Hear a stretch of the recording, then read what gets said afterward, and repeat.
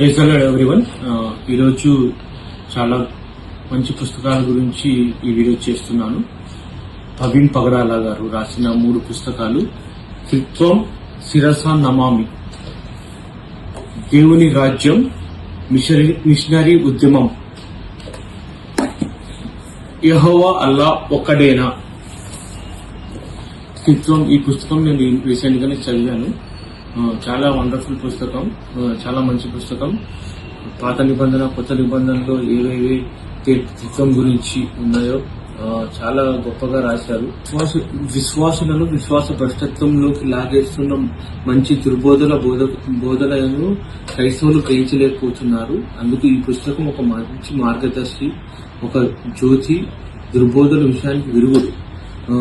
పాత కొత్త నిబంధనలో ఆది కాండం నుంచి ప్రకటన గ్రంథంలో ఉన్న 66 పుస్తకాల్లో, పరిశుద్ధ గ్రంథంలో త్రిత్వం గురించి ఎలా ఏమేమి రాశారు, అసలు త్రిత్వం పదము బైబిల్లో ఉందా లేదా. చాలా మంది ఈ త్రిత్వాన్ని నమ్మరు. తండ్రి కుమార పరిశుద్ధాత్ములు ఒక్కరైనా, తండ్రి వేరు కుమారుడు వేరు పరిశుద్ధాత్మ ఒకటేనా.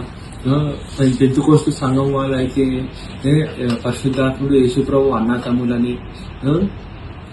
చాలా చాలా క్రైస్తవ సమాజంలో త్రిత్వంపై ఎన్నో అనుమానాలు, అవగాహన లేకుండా వాళ్ళ ఎన్నో డౌట్స్ ఉన్నాయి.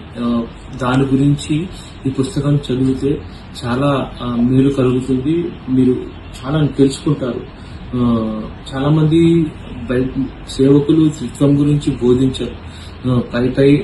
పైన చెప్తారు. వాళ్ళ సెరమనీస్ లో అంటే డెప్త్ గా ఉండరు. సో డెప్త్ గా చెప్పరు. కాబట్టి ప్రతి ఒక్కరు జస్ట్ 150 రూపీస్ ఒక బిర్యానీ తింటే అయ్యే ఖర్చు 150 రూపీస్ దొరుకుతుంది ఈ పుస్తకం. విషయ సూచిక 18 చాప్టర్స్. పాత నిబంధనలో త్రిత్వం, కొత్త నిబంధనలో త్రిత్వం, క్రైస్తవ సంఘ చరిత్రలో త్రిత్వం, ముగ్గురు దేవుళ్ళు అంటే దీని గురించి క్లియర్ గా తెలుసుకోవాలంటే మీరు ఈ పుస్తకం చదవాలి. Thank you so much.